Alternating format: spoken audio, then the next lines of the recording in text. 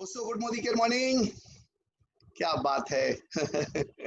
आज बहुत खुशी हो रही है कि हमारे बीच आज ऐसे लोग स्पीकर बन के आए हैं जिनको सब लोग सुनने के लिए बहुत बेकरार हैं, मुझे पता है। तो आज दोस्तों अब हम एक ऐसे व्यक्ति से आपको मिलवाने जा रहे हैं जो जिन्होंने एमटेक किया है और एक बहुत रेपुटेटेड एमएनसी में जॉब करते हैं, मल्टीनेशनल कंपनी में। उनको ट्रैवलिंग पसंद है, रीडिंग पसंद है और उनकी स्ट्रेंथ है कन्वर्सेशन स्किल्स, कम्युनिकेशन में बहुत स्ट्रांग है और सबसे बड़ी बात पॉजिटिव मेंटल एटीट्यूड के हैं। और उनका सपना है कि अपने पेरेंट्स के लिए एक बहुत बड़ा बंगला बना के उनको गिफ्ट दें। और मिडिल क्लास फैमिली से बिलोंग करते हैं और आज उनका टॉपिक है being an IT professional, why I choose to join Modicare. हमारे साथ दोस्तों brand new director from Bangalore mister Ankit Shrivastava. Thank you, Anup sir. Thank you, Amrita ma'am. Thank you. Good morning, good morning. Great. तो Welcome. दोस्तों yes. तो दोस्तों मतलब इस business में आने के पहले और जैसे कि आज का मेरा टॉपिक है कि बीइंग एन आईटी प्रोफेशनल मैं क्यों मोदी केयर की तरफ इंटरेस्टेड हुआ, इंक्लाइंड हुआ कि मुझे ज्वाइन करना है। क्योंकि दोस्तों मैं ये देख रहा था कि मैं आज आईटी में ऑलमोस्ट 7 साल हो गए मुझे ज्वाइन किए हुए, और कहीं ना कहीं मुझे ये फील होता है कि आईटी हो या फिर इस टाइप की कोई भी ऑर्गेनाइज सेक्टर हो जो कि सैलरी बेस्ड हो, कोई भी इंडस्ट्री हो जो इस टाइप की हो, उसमें कहीं ना कहीं जो काम कर रहे हैं उससे जुड़े हुए लोग हैं, एम्प्लॉइज हैं, वो कहीं ना कहीं इनसिक्योर हैं। और जैसे कि आप सभी लोगों को पता है कि अभी इस कोरोना के टाइम में बड़ी बड़ी कंपनियों के ताले बंद हो रहे हैं, उनकी फैक्ट्रीज बंद हो रही हैं, और उनके वजह से जो जॉब क्राइसिस क्रिएट हो रही है और उनकी वजह से जो सारे सिस्टम्स जो जुड़े हुए हैं उनसे इम्पैक्टेड हैं। जितने भी आप मेजर आईटी सिटीज इंडिया में देख लें, चाहे वो पुणे हो, चाहे बैंगलोर हो, मुंबई हो, दिल्ली हो, एनसीआर हो, उसमें जो भी शहर हैं उसमें ये एक ट्रेंड हो गया है कि आईटी में जितने भी एम्प्लॉइज हैं उनको कहीं ना कहीं ये इनसिक्योरिटी आ गई है उनके अंदर, और उनके अंदर ये एक कॉन्फिडेंस लूज करने की भी टाइम आ गई, क्योंकि बहुत से ऐसे लोग हैं आईटी में जो कि एक बड़े लेवल तक पहुंच चुके हैं। बड़े लेवल पे पहुंचने के बाद से जैसे कि आप जानते हैं कि जॉब आपकी सिक्योरिटी वाइज और भी मतलब आपके चांसेस थोड़े कम हो जाते हैं।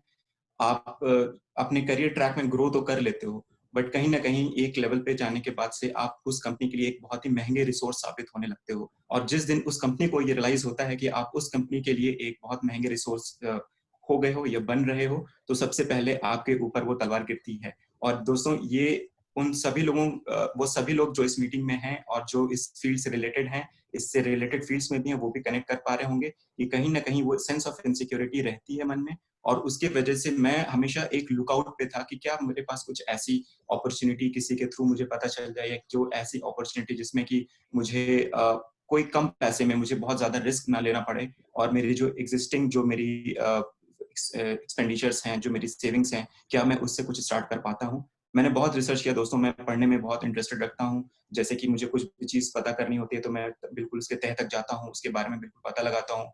और फिर इतना कुछ पता करने के बाद से मुझे लगा कि नहीं, ऐसा कुछ सिस्टम अपने कंट्री में या पूरे वर्ल्ड में ऐसा नहीं है जहाँ पे आप बिना इन्वेस्टमेंट के उस सेक्टर में जा सकते हो और एक अच्छा खासा पैसा बना सकते हो, एक नाम कमा सकते हो। उसमें टाइम लगता है, रिस्क भी है।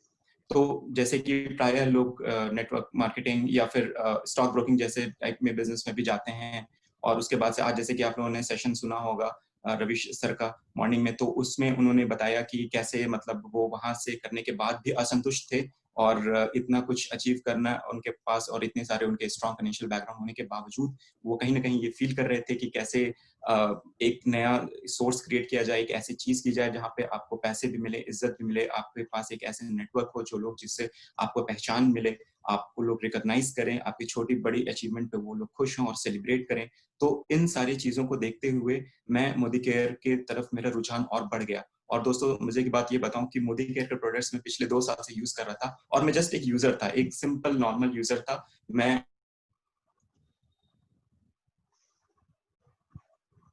होंगी मार्केट में जो कि ऐसे प्रोडक्ट्स बेचती हैं, तो ठीक है मैं मोदी केयर का यूज करता हूँ, आप कोई और यूज करो, आप कोई और यूज करो, बट मैं कहीं मोदी केयर का सामान यूज करता हूँ और मैं सेटिस्फाइड था प्रोडक्ट से, मुझे कोई शिकायत नहीं थी, मुझे कोई वो नहीं था इससे रिलेटेड। बट ये मैं आपको बताऊं दोस्तों कि ये टर्निंग पॉइंट कैसे आया, इस बिजनेस में मुझे और इंटरेस्ट कैसे आया। फरवरी 2020 के इस साल की ही बात है, जब ये कोरोना का बिल्कुल भी इम्पैक्ट नहीं हुआ था किसी वर्ल्ड पे, पूरे वर्ल्ड पे कहीं कुछ ऐसे इसकी बातें नहीं हो रही थी, कोई चर्चा नहीं हो रहा था और सब कुछ नॉर्मल चल रहा था। और दोस्तों अचानक से जैसे ही ये मार्च का टाइम, जैसे ही मिड ऑफ द मार्च जैसे ही शुरू हुआ, उसके बाद से कैसे कैसे पूरा एक वर्ल्ड अपसाइड डाउन हो गया, कैसे कैसे ये चीजें मतलब पलट गई। बड़ी से बड़ी कंपनी ने ये बोल दिया, ये डिक्लेयर कर दिया कि हम अप्रेजल नहीं दे सकते हैं, हम आपको प्रमोशन नहीं दे सकते, हम आपको बोनस दे सकते हैं, और जो भी कंपनीज और छोटी कंपनीज हों वो ये कहती हैं कि हम आपको जॉब पर रख नहीं सकते। तो दोस्तों आप जरा सोच के देखिए कि वो कितनी मुश्किल वाली सिचुएशन होगी उन लोगों के लिए जिनके फैमिली में बच्चे पढ़ने वाले हों, उनके पेरेंट्स हों, उनको और लोगों को सपोर्ट करना हो, तो कितना उनके लिए एक प्रैक्टिकली कितनी इम्पॉसिबल सिचुएशन सी हो गई। लेकिन thanks to Modicare, thanks to Anup sir की वो एक बिजनेस ट्रिप पे निकले हुए थे, और साउथ इंडिया में इधर बैंगलोर और भी मुंबई, पुणे और फलाना शहरों में ये अपने बिजनेस ट्रिप के लिए निकले हुए थे, और मेरी उनसे इंटरेक्शन हुई। अब आप इसे किस्मत ही कहेंगे कि मुझे इंट्रोड्यूस होना था, मुझे वो मोमेंटम लाना था बिजनेस में, तो उनसे मुझे मुलाकात हुई। और आप बिलीव नहीं करेंगे अनूप सर बिल्कुल, मतलब कहते हैं ना, जब तक आप उनसे इंटरेस्टेड ना हो, जब तक वो, उनका एक लाइन मुझे हमेशा याद आती है कि जब तक आपके पास भूख नहीं हो तब तक वो इंसान इस बिजनेस में नहीं आता है। तो वो भूख मेरे अंदर थी और मैं उनको वॉच कर रहा था, 2-3 दिन से देख रहा था कि आखिर ये ऐसा काम करते क्या है कि लोग काफ़ी ज़्यादा इनसे मतलब अट्रैक्टेड होते हैं, और कैसे ये मतलब इस बिज़नेस को कैसे ड्राइव कर रहे हैं लोगों में, कैसे इस कॉन्सेप्ट को, कैसे इस चीज़ को प्रोपेगेट कर रहे हैं, और एक कितने पॉजिटिविटी के साथ लोगों को उनके स्टेटस के, उनके लाइफ़स्टाइल को कैसे अपलिफ्ट कर रहे हैं। तो इन सारी चीज़ों को देख के मैं बहुत ही प्रभावित हुआ, और आप बिलीव नहीं करेंगे कि जिस मॉर्निंग उनकी फ्लाइट थी, उससे 1 रात पहले मैंने उनसे बोला कि अच्छा अब मुझे बता ही दीजिए कि ये प्लान है क्या?